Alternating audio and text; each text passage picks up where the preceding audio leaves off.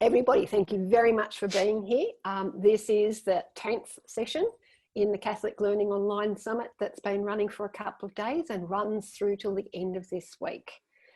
We have today a presentation with Alicia Pringle from Catholic Education Diocese of Armidale. We're very lucky to have her. She's just started at the Armidale Diocese office and has spent a couple of years at the University of New England doing some learning design work in higher education. So she's got a tremendous wealth of experience on online learning, and her topic today is Purposeful Design for Online Learning. So before we begin, I'd like to acknowledge that we are all on the lands, we stand on the lands and always will stand on the lands that belong to the Aboriginal and Torres Strait Islander people. We pay our respect to our First Nations people, past, present and emerging. And we have a very short prayer. We just place ourselves in the presence of God in the name of the Father and the Son and the Holy Spirit. We gather in prayer. Creator God, God of all, who gave the dreaming, you have journeyed with your people through the ages. You have spoken to us through the land, through story, through culture, through people, and have made your love clear to us through the person of Jesus. Empower us to honour the history of this great Southland, to remember the stories and all those who have gone before us as we walk together in a spirit of true reconciliation, respect and love. We ask this prayer through Jesus Christ, our Lord. Amen. In the name of the Father. Okay, so just a bit of housekeeping. This session is being recorded. Zoom is having some trouble keeping up with us at the moment. My session from this morning still isn't processed. We're processing them and getting the raw sessions straight up on the website as soon as we possibly can, and then overnight doing a little bit of an edit, doing a top and tail and tidy up of them with an introduction slide, and that'll replace the raw footage. So if you miss something, you can always come back and see the recorded session on the website. We'll ask Alicia for any resources to put up on the website as well, so they will be there beyond this session. And at the end, I'll show you this slide again, just reminding you to give us some feedback on sessions. You can either use the QR code with your phone, or you can use the Bit.ly code. I will put this back up at the end of the session.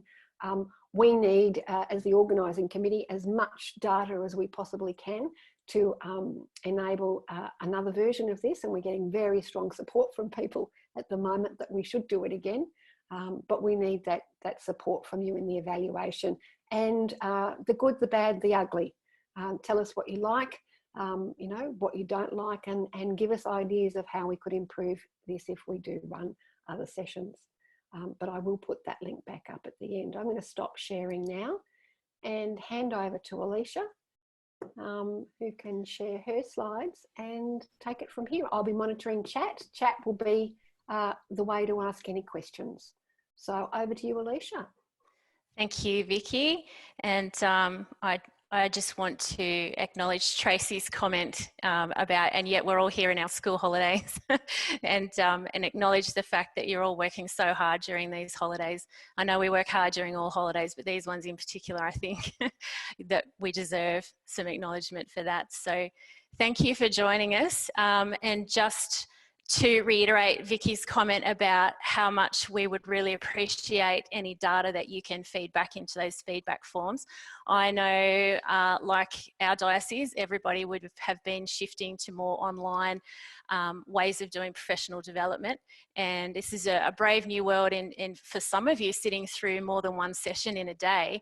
And I know I've been gathering feedback from my groups about, you know, how many kinds of breaks they need, whether, you know, what's going to make it work better for you. So in setting this up in the future, think about what would make it even better, and that would be fantastic. Sorry, I'm skipping through my own presentation here. And so we will jump straight into things things, I think. And just to give you just a little bit of an oversight of my purposeful design for this presentation. So as with all things, when you come to talking about something you're quite passionate about, I could have had 1,000 slides and kept you here for days. But really this is built from my work over the last 2 years working with a university that is trying to design learning for predominantly online cohorts. So 80% of UNE's cohort are online, and a slightly different perspective than where you guys are coming from, because the work I did there was with lecturers who weren't necessarily educators. So really thinking about the purposeful design behind their learning really helped them to think about what is going to be the purposeful outcome of that design. So I've changed it slightly, and hopefully it's just what you need, but please feel free to stop me if there's something that you want to talk more about during the presentation. I've also would like to acknowledge that I normally in a 1 hour webinar keep myself very tightly to 10 slides to talk to so as not to overwhelm you, but I snuck in a few extras, and depending on time we may skip a couple at the end, but I wanted to leave them in there because you can go back later to this as a resource and just have a look at those things, which I think might be just useful extra directions into thinking about design. So off we go. So really this slide is just about an acknowledgement of that we already do design. We already think purposefully about the learning spaces that we create for ourselves and our students.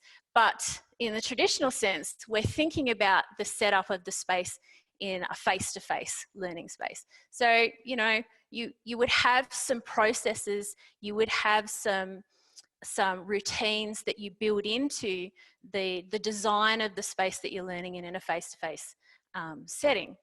And the students, even though we might change curriculum directions or we might change units of work, they know those routines and those processes stay in place.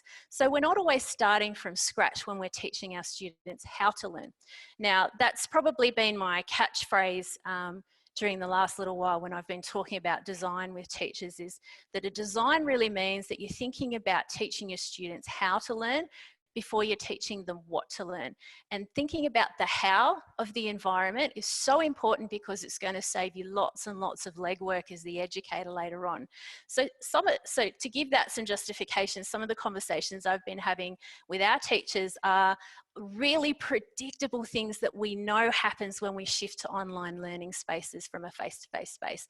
Things like, all of a sudden, the students think I'm available 24 hours a day to answer their emails, and if I don't answer them immediately, they're a bit panicked about why I haven't answered them. So that immediacy that students discover, particularly primary school students who might have just learned about email and might not have had that as part of their routine and process in the classroom. Teachers are saying, I'm spending all this time trying to answer emails, and that's taking me away from the core business of what I need to be doing. So the design of your space helps to counter some of that. So giving your students some ways of understanding how to be in a space, what happens in that space, and you know where to go next, where does support happen, the processes around learning is some of the stuff that's really important when you're shifting to an online space. So just thinking a little bit about what does that look like, just to visualize it more. Now I'm a really visual person, so I constantly create diagrams for myself. This is how I kind of visualized it for people when I was working in this space previously. So in a classroom space, you have the teacher and the pedagogy and the class all interacting in one space. And the pedagogy is the glue between those relationships. It gives you the how part of what you're going to be interacting around. It gives you a sense of how to move through a learning progression as a student, and it gives you a sense of how those interactions are going to lead to the learning outcomes. When we shift to an online space, the teacher's not in that space with all of the students at once. So a couple of things tend to happen. One of those is that students do these subconscious things that they don't realise, so they're constantly comparing themselves to other students in the class. So they'll go, oh, I've got a question about that. I wonder if anybody else has a questioning look on their face, and therefore I might ask the question. So they can they can sometimes feel a little bit isolated. And so having those processes where you're drawing them back into a classroom space is really important. But just acknowledging here that the teacher is not going to be in control of that in an online space. So the pedagogy has to do the extra legwork around things that are really important, like engagement. So whereas in the classroom, the teacher might be feeding that engagement by responding to students' reactions, by looking at whether they feel the engagement, whether there's understanding, whether they need to prompt with another question, whether they need to dig deeper, whether they need to reteach a piece of the direct instruction.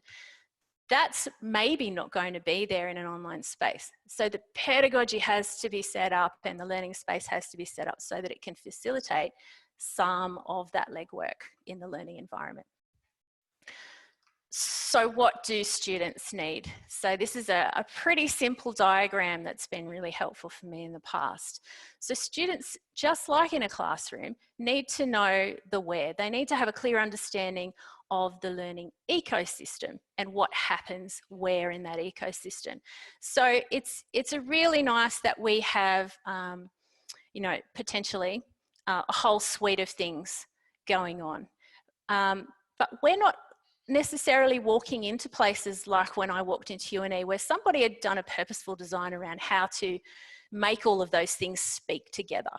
So we're doing that as we go. So just having some understanding as a student about what parts of the technology facilitate what aspects of the learning for the student is going to be really important. Now, I've heard lots, and there's lots of research to support the concept of not doing too much newness or too much change all in the one go. And a lot of the conversations that people have been really worried about that. Do I introduce something new or is that going to be overwhelming for students? And I always come back to the fact that newness is not a bad thing. Newness just means that you need to be aware that a student needs a way of being inducted into that space. So as long as you are taking the time, and this is where it gets tricky, taking the time away from your curriculum for a little bit to make sure the process is clearly understood by students, then newness is not in itself a bad thing if it's purposeful. We're going to talk a little bit more about that as we go on. They need to know the how. So once they know where, they want to know the layout of the learning ecosystem. Then they need to know how. They need to know what roles are going to be present. So what is their role as a learner? What is your role as the teacher? We're going to look at some pedagogical models that make some assumptions about that in a little bit. And they need to know what. So they need a clear understanding of what the learning pathway is. Now in a classroom, you might have just explained that and you might have directed students into groups and you might have done a lot of the legwork around telling them what's next or helping them understand what's next or doing the negotiation around what's next, what does what next look like. But what I'm trying to point out here is that you need to have the where and the how in place before you can do the what. So teach them how to learn before you teach them what to learn is essentially where we're going. And of course in the middle, why gets its own space, because the why becomes critically important for students to understand in an online space because you're not there as the teacher to insist that they come along on the journey whether they understand it or not. In an online space, the why has to be teased out for them. There has to be a clear link. And one of the ways that you can do that is to build in personal relevance because there's some really clear research behind the links between personal relevance for students and linking that why, the engagement piece. Leisha, just to interrupt, is there any way people can get these slides before so they can take notes on them now? Are they a Google slide presentation? They are a Google slide presentation. Could they perhaps be a bit.ly or could you pop a link in the chat? I'm just thinking about if that's in my system, if that's in my Armidale account, Vicky. I'm not sure I can share it with everybody. Can you share it with me and I can make a copy and share it with everybody? I think I can. Let's try that. Sorry to interrupt. That's There's okay. people just asking that they'd like to take notes.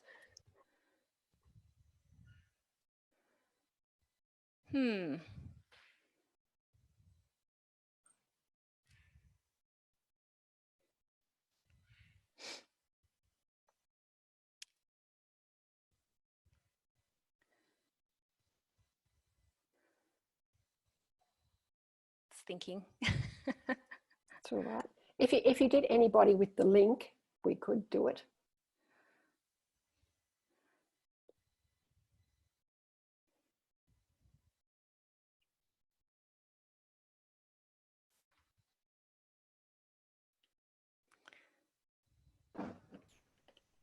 Is it possible for us when it's shared on our Google Drive, Alicia, to be able to share it with some other people? Yeah, it should be. If we have the link, yeah. Yeah, that's fine. Okay, so Vicky, what's your email? Just to butt in for a moment, if you put it on your shared drive, you won't be able to put people in from other dios, but if you put it on your own drive, you can share it to other dios. It is in my own drive. Thanks, Tracy. So Okay. if I just share it with you, Vicky. Yep. I can adjust it and put the share link in, and you can keep that'd going. be Grace. Yep. So v.vance, V-A-N-C-E, at bth.catholic.edu.au. And I will make it shareable by link and get it into the chat, and you can keep going. Sending now, so hopefully it arrives. Thank you. Sorry to interrupt. That's all right. That's a very good question. Well, they're obviously engaged in what you're saying, so that's a really good sign. And if we can't do it now, we will definitely make it available. So, okay, it's gone now. So hopefully it's arriving as we speak. Terrific. So what I did then was just think about a design checklist with some thinking around what might you like to target when you're starting to design your curriculum spaces. So for me, the most important thing is always the how before the what in an online space, because in a classroom, in a face-to-face classroom, we make assumptions that students know. They know how to enter the room, they know how to ask a question, they know when the bell goes that they go and have a break, they know all of these things, but in an online space they don't. So one of the things that we predominantly see when we do the shift to online learning is that students will get caught up using their time and their energy trying to navigate the environment and the setup of the environment, and then become frustrated before they get to the what is it that I'm learning. Or they'll find pieces of the what it is they need to learn and then find it difficult to plug those back into the bigger learning piece, the bigger learning pathway. So how do you induct the students into an online environment? That's something to really think about. And I always advocate to people that you need to be really explicit, not just with your instructions for learning, but how people are going to actually interact with that learning environment, because you need to build that knowledge. And the reason I use the word induct is because we need to think about, once you build this lovely ecosystem and people have the skills around the different tools that you've put together in that space, how do you induct a new student into that space, or a new teacher if you're co-teaching into that space? Really important to think about, because again, we make lots of assumptions. If you've ever started in a new school, you'll understand what I'm talking about. Finding your way around, knowing what to do in different places, knowing what different rooms are for. We're not actually very good at that as humans. Once we integrate the knowledge about a space into our own understanding, we forget how difficult it is to induct that for other people. So just be consciously aware of that, particularly if you are in the high school environment where students might have 6 different subjects with 6 different ecosystems designed. So they're going to have to shift between those. Think about some coherence around processes. So what are the elements in a face-to-face classroom that are just unspoken? So putting your hand up to ask a question might be one. You need to have those kinds of coherence around processes in your online space as well. So thinking about, what do protocols look like when you're in an online class? What do protocols look like when you are collaborating in Google Drive with peers? Are students going to be working alone using their Google Suite, or is there protocol around who needs to be present in that space with them? We need some consistency around instructions. Now, I think that the user experience aspect is just as important as the pedagogical or the academic aspect. So come up with some consistency. So one school that I worked with recently just made sure they had a particular size box around all of their learning intentions and success criteria. They had their school crest in the corner. It was really small, but it just gave a visual aid to when students see it in the space, they go, that's a consistency. That's where I know my learning intentions and success criteria are. Now, the tricky bit about designing for online spaces is how much consistency do you need? And that comes down to what you're trying to achieve and what the cohort needs. We need some clear messaging around expectations for learning, so the timing and the pace. Sometimes we forget about that in an online space. And what is it that you're expecting people to do, and do they have to do it all at the same time? Can it be done asynchronously? These are all the things that in your mind when you're designing as a teacher, you have set up and you have expectations for what you think students will be doing, but actually communicating those is really, really important. It's that process set up again. So providing options wherever possible is really important in this particular circumstance, because we have lots of students, well, particularly in our diocese where we go further and further out west, not all students have online capability for learning. So providing options wherever possible is really, really important. And some of that can come down to your pedagogical design. So it could be, you know, an instructional framework that allows students to design their assessment task, their summative assessment task, or it might not. But giving some options around how students are going to demonstrate their learning and how they're going to actually progress through learning is going to be really important. And I think this is a real opportunity, because I know that there are a lot of students who are really appreciating the ability to set up their learning space during the day and work to how they best work. So not having that dictated. Clear communication about what's compulsory and what's negotiable. I think that's something that online spaces often forget as well. Collaboration should add value. Sometimes, particularly in K-12 spaces, we go, well, collaboration is just going to look like collaboration in the classroom, but online collaboration is actually really tricky to pull off. And the go-to that I always bring people back to is that if the collaboration doesn't add value to what the students did on their own, they're not going to invest in it. They're not going to see it as valuable. So what does adding value look like in an online space? If you're shifting the way that they progress through a unit, it's not going to be the same as in a classroom. So just thinking about that. And the support structure should be built into the design. So you will have students who need a lot more scaffolding, a lot more assistance, a lot more touch points with their teacher than other students. And those support structures should be built in rather than custom made for each student. So build it into your design. What does it look like? So I know a lot of teachers are using to counteract the overload of emails that they're experiencing, the us to before me kind of theory. They're using that in Google Classroom, where they're posting questions, people can answer, students are contributing to that so that their peers can connect. Teachers can offer them connection points with each other before they solve the problem for them. So I tried really hard to find a picture of a traditional house that's had renovation after renovation after renovation. This one was the best I could find. But I just wanted to point out that having a purposeful design means that in an online space, you don't end up just tacking on tools onto tools onto tools, which can then sometimes feel from the student experience like, you know, a house that hasn't been purposefully designed. And so you might be walking through someone's bedroom like you are here to get to another room in the house, which is less than ideal.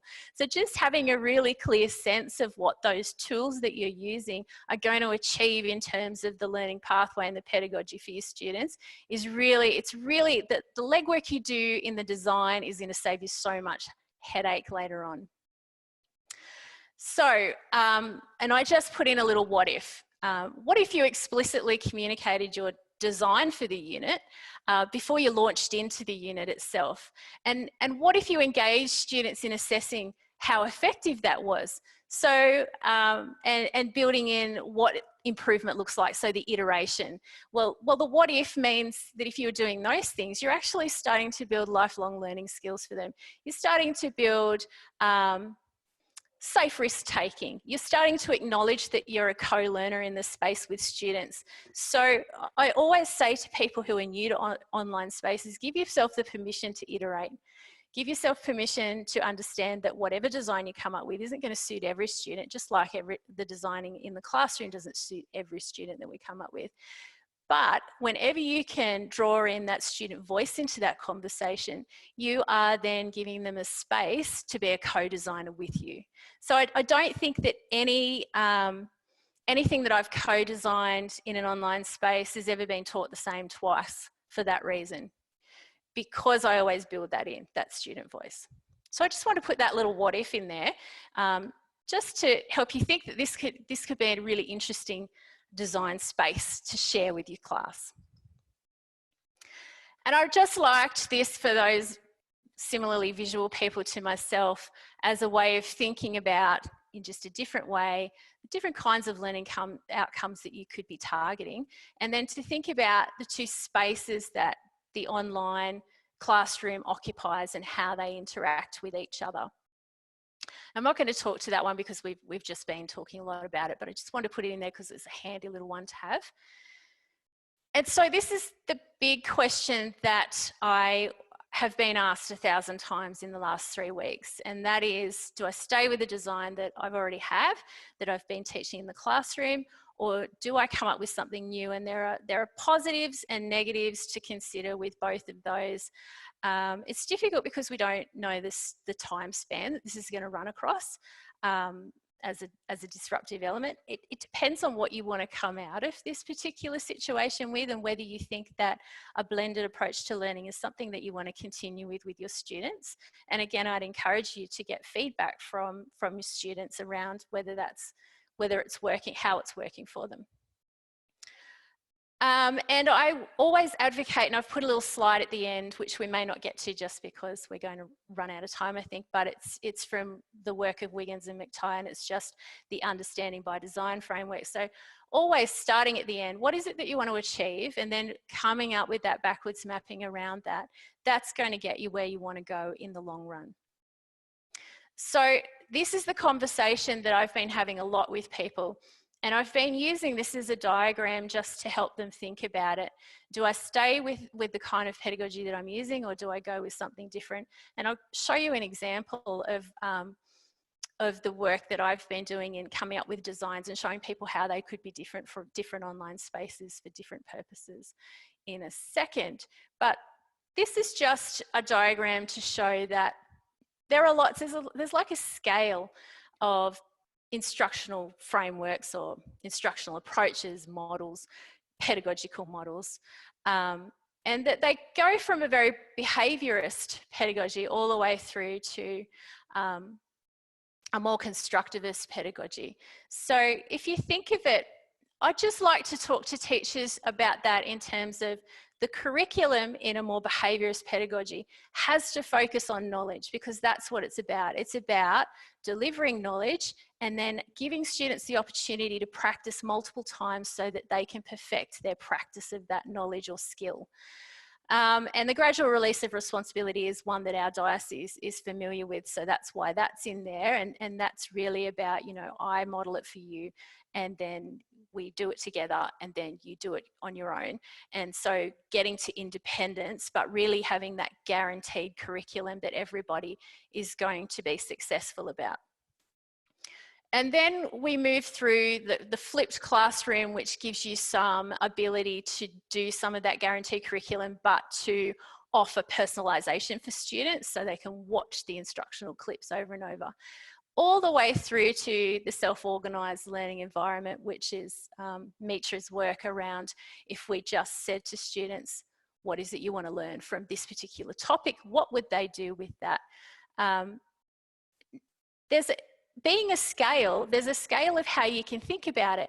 And it saddens me that the behaviourist pedagogies have copped a bit of a bashing over the last probably 10 years, and people have been saying that's not making our students fit for purpose in the real world.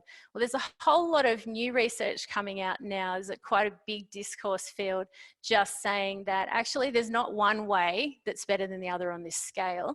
what is working well for students in terms of improving outcomes is offering as many options as you can.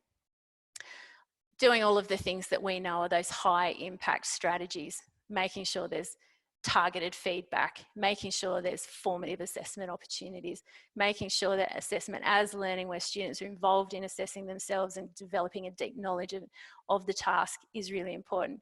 But I think it's really useful in thinking about designing for an online space to think about where your pedagogy might fit, where your intentions might fit, and therefore how you could slide up and down this scale in terms of the design that you come up with that might be most useful for getting where you want to get. So while the curriculum and pedagogy line there says there's a focus on knowledge at one end, but then there's a much greater focus on learning process at the other end. When you're thinking about online spaces, there is a natural need to focus a lot more on those learning processes for the reasons that we've been discussing. So a lot of the work that I have done in the past in online spaces has been moving adult learners more to that right-hand side of the screen, just because the focus on the learning process has been one of the more valuable aspects of what the learning has been set up to achieve. Now, whether that's appropriate for your students or not is something for yourself. But in an online space, you also have to think about that top continuum about the teacher time. So how is it that you're going to spend your time and your energy? Is it going to be developing and delivering and assessing activities? And that may be where you need to be. Is it going to be negotiating learning activities and mapping their impact? So there's a scale of those things. And I hope that that visual sort of makes sense to you and that you can come back to it later on and just think about where you might position your pedagogy there. I wanted to show you next just an example of how you could go about this in a pragmatic way. What do you actually do if you have a unit of work and you're thinking, what are my choices about moving this to an online space?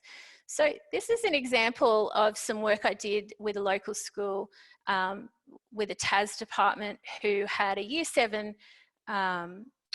unit called Light the World, and it's a project-based unit.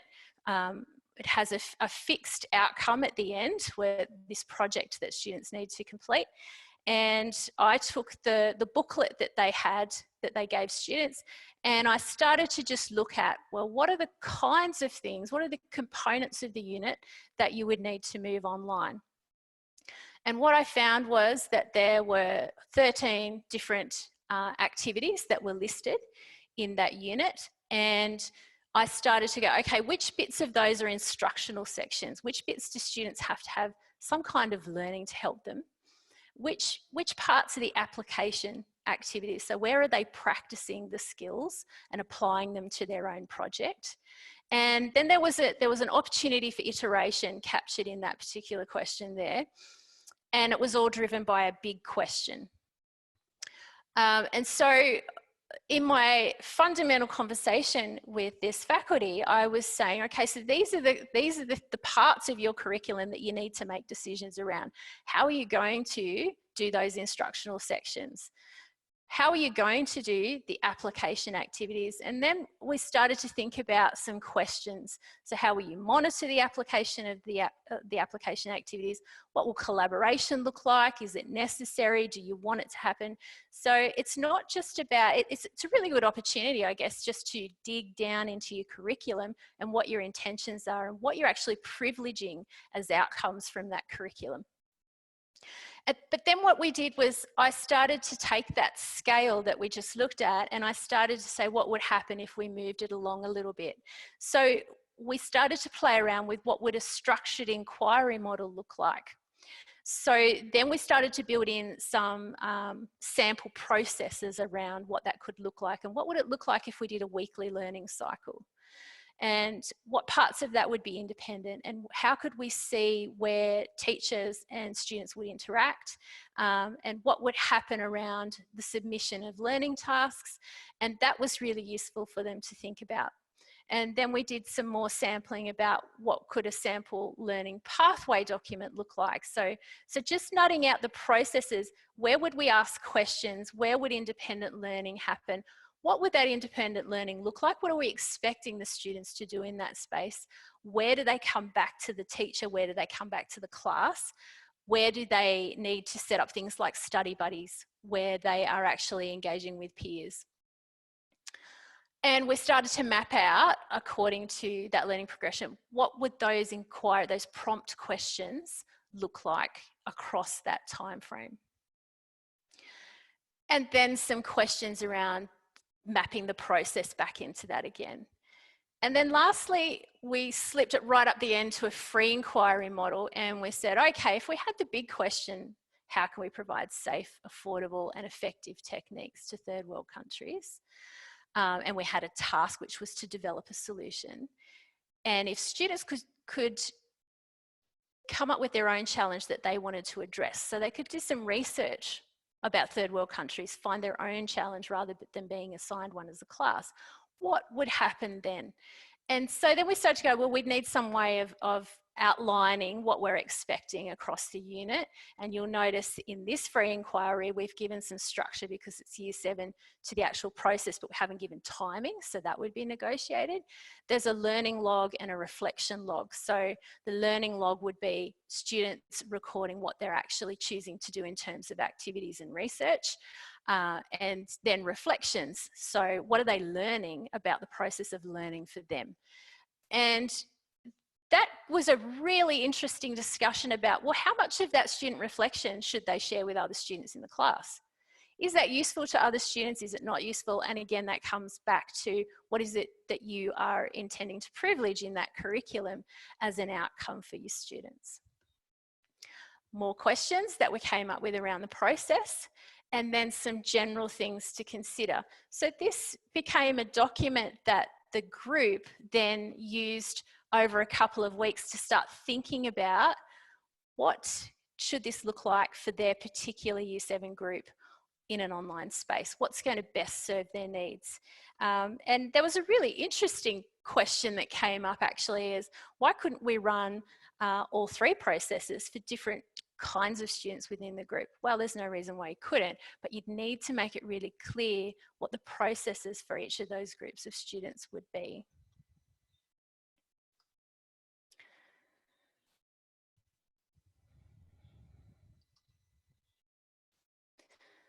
So I've just picked up, this is a lovely website, so I just wanted to include something from it. If you're just looking at that scale and thinking about what's the difference between your traditional classroom and your constructivist classroom.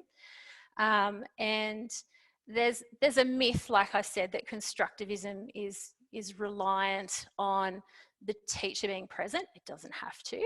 Certainly not in an online environment to do the direct instruction, because you can record those as clips and offer them to students, which is really valuable. You can have them watching them as many times as you like. There's also a myth that constructivism is reliant on collaboration, and it's not necessarily. So people tend to fall into the trap of thinking that if you're doing a constructivist pedagogy where there's lots and lots of choice, that there has to be lots and lots of collaboration.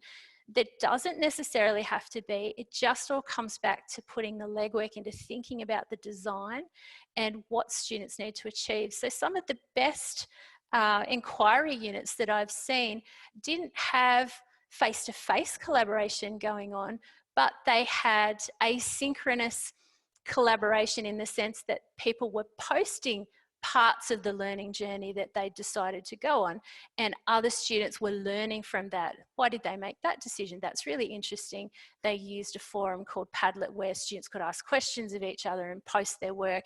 And so it became this living space, this very organic and very dynamic space where students were really comfortable sharing, this is the research I did this week, and this is what I learned, and this is where I'm going to go next. So making the thinking around the decisions that they were making, justifying the skill of justification is really important to critical thinking. And so you can craft spaces that don't rely on student synchronous in the same space at the same time collaboration, and still get really good outcomes. And I also think that it's really valuable to think about the very bottom part of that, which says that traditional classrooms generally based on a competition methodology, and constructivist classrooms are based on a collaborative or cooperative methodology. So I think that's worth some thinking in terms of what are your outcomes. The space where people tend to get really hung up is what does the assessment task need to do? And you will have some guidelines from your schools and systems around what assessment needs to look like. This is the 7 principles from Understanding by Design, which is the McTighe and Wiggins work on learning backwards design for learning. And I just think there's a number of really interesting pointers in here that give some weight to the work that you could do around the design, because the design is just so critically important. I have promised Vicky I will leave at least 15 minutes for questions, so I'm not going to pause too long on here, but I just want to put it in because there's a link there to some more information if you're interested. And this is a wonderful website that I've used many times as well, and I would encourage you to look this one up because there's a lot. This is just one tiny graphic, but there's lots about stitching up the gap between education and neuroscience and the art of designing for students. This is a wonderfully, and it's very visual, very colour coordinated, which suits me because I'm such a visual learner. So also some information that I just picked a couple that I thought might be really critically useful for you. And lastly, just some guiding questions which will dovetail nicely into the earlier checklist that I gave you just to start your thinking journey. So what aspects of your curriculum do you actually need to design for? So going back to that space where I was doing that work with the TAS faculty, that was the question. Let's look at what you need your students to do and then design for that. How can you invite students to engage with the target learning concept? So that goes back to the conversation that I started about the fact that pedagogy has to do the legwork around engagement. So thinking about how can you invite your students into the space, and for a lot of them it will be very new. So a lot of the interesting things that I saw when I was working for the university was things like lecturers thinking, why don't people post their questions to forums, and instead they post them to secret Facebook channels and groups. And that was because the teacher had an understanding that a forum was an informal, low-stakes space. But the students actually went, that's visible to everyone in my class, that's a high-stakes space. So just inviting students and doing a lot of legwork around what are you expecting in that space so that they have an understanding, and not leaving them to guesswork is a really good idea. How can you include practice in the real world? And I think that's a critically important one to the context that we're working in at the moment. Tie in the curriculum to individual circumstances wherever you can. Draw upon the experiences that students have. It's also the bedrock of inclusive practice as well. So work from where students are. What role will collaboration play? I think this is probably the trickiest one in moving a curriculum online. What routines and processes will you incorporate, and how will you familiarise your class with them? Communicating expectations, how will that happen? And how will assessment and feedback work? So if you get through all of those and you can answer them, you've really started to come up with the basis for a nice design. And I think that brings me to the end of my presentation, right with 15 minutes to go. Fantastic. So if you have any questions, please turn your mic on and fire away, or comments, or if you'd like to share any of your experiences so far with the work that I know that you've already been involved in thinking about how to shift curriculum online in a purposeful way. Most of the chat, Alicia, has been about the link. So I created a bit.ly link, and that should be easily transcribed. Although if you're on a Mac, Beck showed us that if you right click and go to services, you can then open the URL from there. And Dennis said that it was opening fine on a Chromebook. So hopefully everybody's got that now. Fabulous. And if you don't, we can always give you my contact details and we can sort that out. That's fine. Yeah. I'm also happy to chat to anyone. That's why I put my contact details on the first slide. I could talk about this stuff all day long. So if you do find that you start to look at a purposeful design and then you think I've got to a stuck point and I need a critical eye over that, I'm happy to be a critical friend. Can I just say something? Can you hear me? Yes, please. Yes, Tracy. Okay, Tracy. Like, it's in the state that we're in, like mentally, like finishing off term 1 and thinking, are we going to turn up? What are we doing? How many kids are going to be there? So we're in that state of flux. And now I'm assuming most people are starting to think the same thing. Like, we've got direction today that we'll be going back the way we finished. And then you listen to this and you think, this needs, what we're doing with online learning needs to be done so properly. And yet there's this, oh, well, it's only a fill-in. It's just, and that's not the way it should be. I'd like to see more of this, like, being the main way we teach. But yeah, just at the moment, it's, oh my God, all of those things. Did I do that? Or did I just shove up a bunch of questions? And I think it's really, really, really important, if you take nothing else away, to understand that this process has been what it had to be for everybody. And there will be many people thinking, I've just put a heap of questions up, or PDFs was my big challenge at UNE. I used to have Moodle units full of PDFs, and I would have to say very gently and kindly to teachers, that's not learning online. And and they were like, well, that's sometimes how they taught in a classroom as well. So it was really challenging for them to think about that.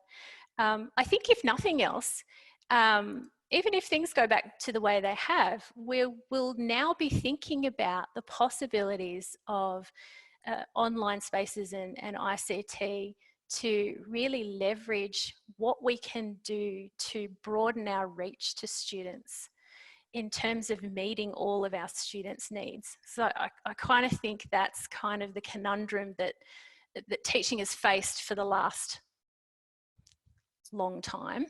How do you get to every student and their needs? Whereas technology is coming to a space now where if we can start to design the ecosystems, we can start to really support all of the students and allow them to work in the ways that they feel most comfortable with, or that are going to appropriately challenge them.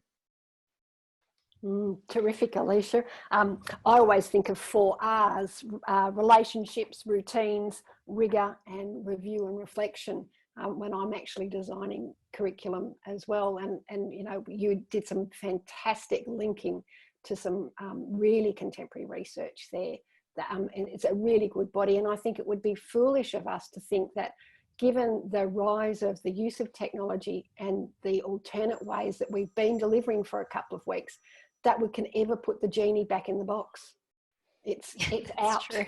Can I just say, as someone who has been teaching virtually for the last 4 years, it works great. There's easy ways to differentiate. There is a plethora of different sites and tools that you can use.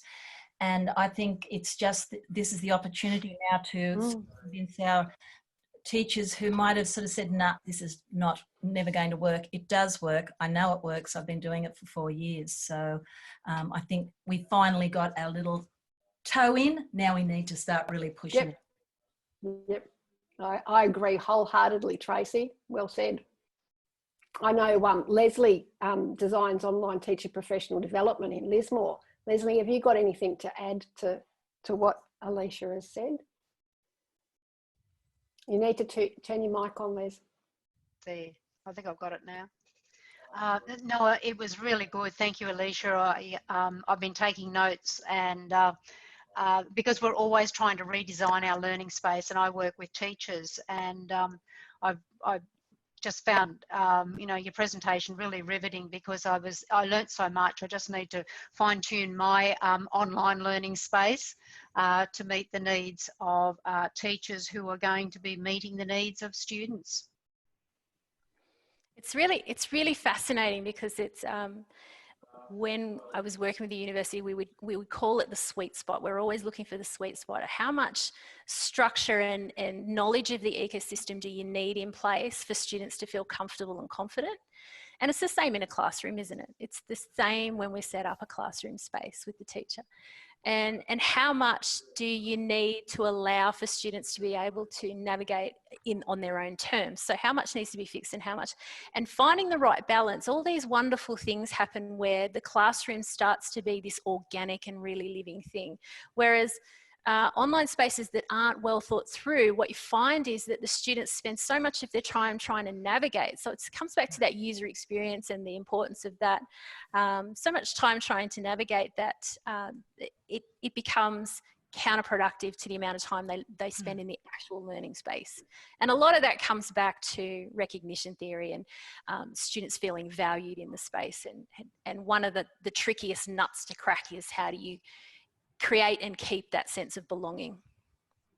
Yeah, that's really difficult online because you don't get a sense of that when if you present something to the group and you don't see that shocked moment, and you think, oh, just got to backtrack there, and we've just got to find other ways that we can still engage and still calm people down so they're learning. I find that one of the most difficult parts, being able to engage with my my participants.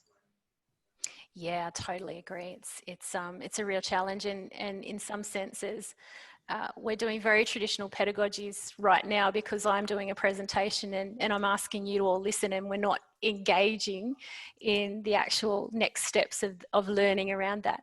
But we hope that in this professional learning forum that we're giving people spaces to start to challenge their concept of what I guess the role of the teacher and the students might be, and whether that changes or whether it needs to change or whether it doesn't. And I think that's where the valuable stuff starts to happen.